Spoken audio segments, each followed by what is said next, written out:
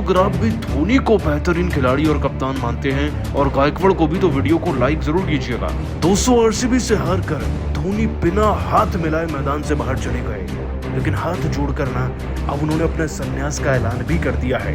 और दोस्तों, धोनी के इसी संन्यास पर चेन्नई के कप्तान ऋतुराज गायकवाड़ ने जो कहा है वो सुनकर हर कोई दंग है। वाकई में दोस्तों, धोनी ने हाथ क्यों जोड़े स्टेडियम की तरफ देखकर, और उन्होंने हाथ भी क्यों नहीं मिलाया उनके संन्यास लेने पर। दोस्तों, क्या कुछ बोले गायकवाड़, चलिए आपको उनका बयान दिखाते हैं। लेकिन उससे पहले आपका क्या मानना है, क्या धोनी को अगला सीजन भी खेलना चाहिए आईपीएल का या नहीं, नीचे कमेंट कीजिएगा। दोस्तों, आईपीएल 2024 समाप्त हुआ।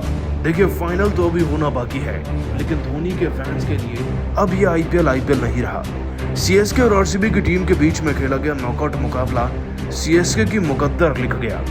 आपको बता दें कि आरसीबी की टीम ने इतना अच्छा प्रदर्शन किया अपने घर में कि बल्लेबाजों के बल्लेबाजी में टोटल रन 218 थे, जिसमें कोहली के 47 और डुप्लेसिस का अर्धशतक भी शुमार था।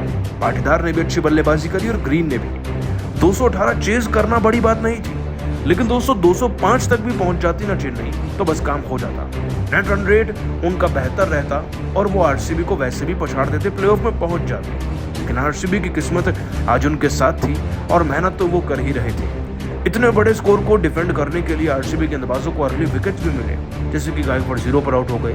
रहाणे ज्यादा कुछ कर नहीं पाए। सचिन रविंद्र ने अच्छी पारी खेली, लेकिन जीत की हुंकार भरने के लिए सबकी निगाहें धोनी और जडेजा पर ही थी। लेकिन यश दयाल का कमाल देखने को मिला, जिन्होंने धोनी को आउट कर मैच को बचा लिया और घुमा कर रख दिया। बस फिर क्या होना था दोस्तों, चेन्नई की टीम हार गई 27 रन के अंतर से। दोनों के 14 अंक तो हो गए, लेकिन नेट रन रेट में आरसीबी बाजी मार गई और मैच को जीत गई। लेकिन मैच के बाद एक अजीब ही वाक्य देखने को मिला। दोस्तों, धोनी ने किसी से भी हाथ नहीं मिलाया और ये पहली बार हुआ है, वरना तो वो ग्राउंड स्टाफ के साथ तक तस्वीरें खिंचवा के जाते हैं। और दोस्तों, वो हाथ जोड़कर स्टेडियम की तरफ मैदान से बाहर गए, जिसका इशारा साफ था, धोनी ने संन्यास ले लिया है। और दोस्तों, अब इस पर ऋतुराज गायकवाड़ का खुलासा हो चुका है। आपको बताया दोस्तों, धोनी के संन्यास पर खुलासा करते हुए ऋतुराज ने कहा, ऐसा लग रहा है कि पहली बार कुछ बोलते हुए मेरी जबान कांप रही है। आरसीबी के खिलाफ ना जीतना मुझे जितना चुभ रहा है, शायद उससे ज्यादा धोनी भाई को चुभा, और इसीलिए वो मैदान में सबसे हाथ नहीं मिला पाए। उनकी फीलिंग्स को उस समय पर ना तो कोई समझ सकता था, ना ही कोई अब समझ सकता है। लेकिन एक बात क्लियर है, वो शायद अब आगे हमें खेलते हुए नजर ना आए। और ये केवल और केवल आरसीबी से मैच हारने की वजह से नहीं है, बल्कि जो कुछ उनकी फिटनेस के साथ पिछले कुछ वक्त में हुआ है। अब उनकी नी सर्जरी को ही ले लीजिए या फिर उनकी बैक को ले लीजिए, उसमें इतना ज़्यादा पेन था कि कई मैचेस में वो खेल भी नहीं सकते थे, फिर भी खेलते थे। तो आप कैसे एक्सपेक्ट कर सकते हैं कि वो अगले सीजन में खेलेंगे। ये संन्यास उनकी तरफ से आधिकारिक तौर पर आ चुका है और अब वो शायद सीएसके के साथ केवल एक मेंटोर या कोच बनकर ही जुड़ेंगे। दोस्तों, गायकवाड़ का बयान दिल दहला देने वाला है। उन्होंने अगर क्लियर किया है और वो चेन्नई के सबसे अंदर के लोगों के साथ रहते हैं जिनको धोनी की पल पल की खबर होती है। वैसे आप सभी को क्या लगता है, धोनी का फैसला सही है या गलत संन्यास लेने का, नीचे कमेंट करके बताइएगा और सब्सक्राइब कीजिए हमारे। अंतिम ओवर में अपनी टीम को जीत दिलाने में नाकामयाब साबित हुए रविंद्र जडेजा तो फूट फूट कर रोने लगे और फिर एक ऐसा चौंकाने वाला खुलासा कर दिया जिससे सुनकर आपके पैरों तले जमीन ही खिसक जाएगी। तो आखिर क्यों रविंद्र जडेजा अपनी टीम को लास्ट ओवर में जीत नहीं दिला पाए? आखिर ऐसा क्या हुआ था मैदान पर जिसकी भनक तक किसी को नहीं लगी? उनका वह भावुक कर देने वाला बयान तो हम आपको दिखाएंगे, तो हमारे साथ अंत तक बने रहे। लेकिन उससे पहले आपको क्या लगता है, धोनी, जडेजा और विराट में कौन सबसे खतरनाक फिनिशर है? अपनी कीमती राय में नीचे कमेंट करके जरूर बताइएगा। दोस्तों, दुनिया के नंबर 1 ऑलराउंडर रविंद्र जडेजा हमेशा चेन्नई के लिए वन मैन आर्मी की तरह साबित होते हैं। अपनी कातिलाना गेंदबाजी से लेकर विस्फोटक बल्लेबाजी से तहलका मचाने वाले रविंद्र जडेजा ने चेन्नई को कई असंभव से मैचेस में जीत दिलाई है, और ऐसा ही कुछ करिश्मा करने की जिम्मेदारी उनके कंधों पर बेंगलुरु के खिलाफ भी आ चुकी थी।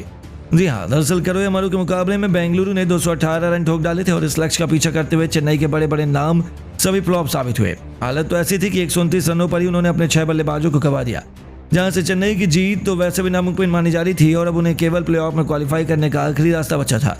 बेंगलुरु तो जीत के जश्न मनाने लगी, उन्हें लगा था कि मैच खत्म हो गया, लेकिन अब मैदान पर तबाही बनकर उतरे छक्कों के सौदागर महेंद्र सिंह धोनी और रविंद्र जडेजा। उन्होंने अपने बल्ले से ऐसा सलाब लाया कि पल भर में मैच को चेन्नई की तरफ झुका दिया। जडेजा ने आते ही मैदान को चीरते हुए चौके से अपना खाता खोला और चौके छक्कों की झड़ी लगाते हुए बेंगलुरु के गेंदबाजों को ऐसा पीटा कि उनकी धाकड़ बल्लेबाजी से चेन्नई 180 रनों से अधिक बना चुकी थी।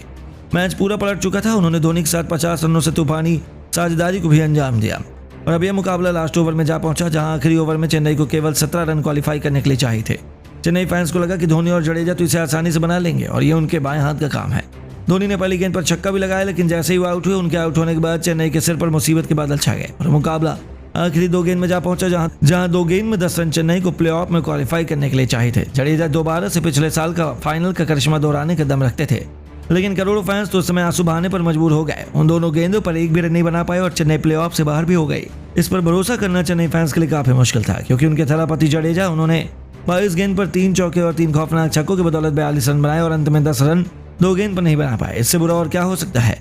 हर तरफ मायूसी छा गई, लेकिन सबसे ज्यादा निराश कोई और था तो वह जडेजा। वह अपने आंसू को छुपा नहीं पाए और अब खुद अंतिम ओवर में उस खौफनाक मंजर को बयान करते हुए उन्होंने अपने पूरे बयान से क्रिकेट जगत को हैरान कर दिया है। जी हाँ दोस्तों, जडेजा ने खुलासा करते हुए कह दिया कि मुझे अभी भी खुद पर गुस्सा आ रहा है, क्योंकि मैं मैच को खत्म नहीं कर पाया।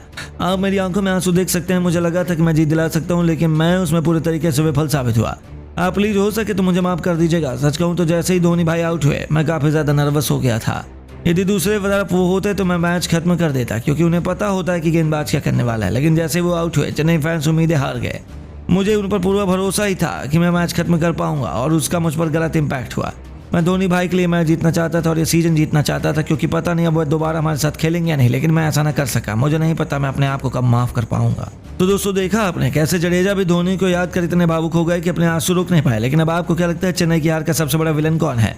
क्या विराट कोहली बेंगलुरु को IPL 2024 के चैंपियन बना पाएंगे? अपनी कीमती राय में नीचे कमेंट करके जरूर बताइए और ऐसी शानदार खबरों के लिए दोस्तों, बेंगलोर के मैदान में खेल तो RCB रही थी, लेकिन विकेट के पीछे से कोई और ही खेल गया। धोनी के एक फैसले ने कोहली को तो पीछे पछाड़ा ही साथ पूरे मैच को पलट कर रख दिया।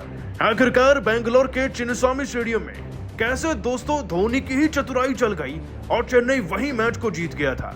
दोस्तों, धोनी के इस चमत्कारी फैसले का वीडियो आपको दिखाएंगे, जिसके आगे कोहली भी परास्त हुए। लेकिन उससे पहले आप सभी को क्या लगता है, धोनी कोहली में आपका फेवरेट कौन है? नीचे कमेंट कीजिएगा। दोस्तों, IPL 2024 एक तरफ और इसके 68वें मुकाबले यानी कि RCB और चेन्नई की टीम के बीच में हो रहे नॉकआउट मैच का क्रेज एक तरफ है। तो आपको बता दें कि ये एल क्लासिको ही नहीं है। आज जो भी जीतेगा वो प्लेऑफ की सीट को पा जाएगा। तो करो या मरो मैच को जीतने के लिए CSK की टीम के कप्तान गायकवाड़ की किस्मत शुरुआत से अच्छी निकली। पर टॉस जीतकर उन्होंने बॉलिंग चुनी और दोस्तों बॉलिंग उन्होंने भले ही चुनी, लेकिन पहले 3 ओवर में 31 रन देखकर और लगभग 150-200 के स्ट्राइक रेट देखकर फाफ डु प्लेसिस और कोहली के ये ग्रीन सिग्नल सबको मिल चुका था कि मैच में कुछ बड़ा होगा। लेकिन फिर बारिश ने दखलंदाजी करी और मैच को रोकना पड़ गया। लेकिन जैसे ही मैच शुरू हुआ और आगे की 5-6 गेंदें चली, तब भी दोस्तों तूफानी रन रुके नहीं थे। जी हाँ, आपको बता दें कि केवल फाफ डु प्लेसिस की बात करें तो वो बड़ी तेजी से 39 गेंदों में 3 छक्के 3 चौके लगाकर 54 रन पर थे और विराट भी 20 गेंदों के अंदर 35 से ज्यादा रन ठोक चुके थे। इनफैक्ट विराट ने तो एकदम से इतनी ज्यादा रफ्तार पकड़ी कि 4 छक्के 3 चौके लगाकर फिर वो 29 गेंदों में 47 पर पहुंच गए। और इस बात में कोई शक नहीं कि विराट अपना 50 भी पूरा करते और टीम एक बड़ा स्कोर बनाती। लेकिन विकेट के पीछे जानते हैं ना कौन है? वो पूरा खेल भी चलाते हैं और खेल में सारी चीजें भी। विराट कोहली और दोस्तों MS धोनी के बीच में एक फ्रेंडली सी झड़प हुई। वो आपस में बातचीत कर रहे थे, लेकिन MS धोनी कहीं ना कहीं भांप चुके थे कि विराट अब कहां कैसा शॉट खेलेंगे। तो वो जानते हैं किनको लेकर आए उनके सामने, एक स्पिनर को, एक स्पिनिंग ऑलराउंडर यानी कि मिचेल सेंटनर को लेकर आए। और दोस्तों, जैसा कि हम पिछले कुछ दिनों से सुनते आ रहे हैं कि विराट स्पिन पे फंसते हैं, तो धोनी ने कहा कि चलो तुम्हें स्पिन पर ही फंसाएंगे। और फिर तो कुछ ऐसा किया कि जो देखने वाला था। दोस्तों, धोनी का सिक्स सेंस एक बार फिर से मैदान में दिखा विराट को आउट करने के लिए। देखिए, विराट कोहली को आउट करने से पहले उन्होंने एक सेटअप बिछाया। सेटअप ये था कि डेरिल मिचेल को लॉन्ग ऑन की तरफ भेज दिया गया इस गेंद से पहले। ये 10वें ओवर की बात है और दोस्तों पीछे से इशारा करते हैं MS धोनी सेंटनर को कि थोड़ा सा टर्न डालना और स्लो डालना। बस विराट ने वहीं फंस गए। दोस्तों, विराट कोहली इस ओवर की चौथी गेंद पर खेलने तो जा रहे थे, लेकिन कंफ्यूज हो गए। लेकिन बल्ले पर गेंद आ चुकी थी और फिर वो उसको अच्छी तरीके से उठा भी नहीं पाए, जिसके चलते शॉट तो उन्होंने लगा दिया, लेकिन गेंद उनके बल्ले के बीच में लगने की बजाय उनके बल्ले का एक बड़ा एज ले गई और लॉन्ग ऑन की तरफ चली गई, डाउन साइड की तरफ, जहां पर दोस्तों धोनी ने मिचेल को तैनात कर ही रखा था और मिचेल ने उनका आसान सा कैच पकड़ा, जिसके बाद 47 रन पर विराट की पारी समाप्त हो गई। और दोस्तों, विराट की पारी समाप्त होने के बाद ना एक ब्रेक सा लग गया RCB की टीम पर और कह सकते हैं कि वहां से वो रन बच गए 40 से 60 जो कोहली बना सकते थे टीम के लिए। आगे चलकर डु प्लेसिस भी रन आउट हो गए। इससे दोस्तों RCB की टीम के खिलाफ चेन्नई को बहुत मदद मिली। अब कहने को तो सेंटनर ने गेंदबाजी करी, मिचेल ने कैच पकड़ा, लेकिन असली किरदार इसमें भी धोनी का ही है। दोस्तों धोनी की इस चालाकी को सलाम है भाई, जिसे कोहली भी नहीं बढ़ पाए। इनफैक्ट शायद अपने लास्ट मैच में भी धोनी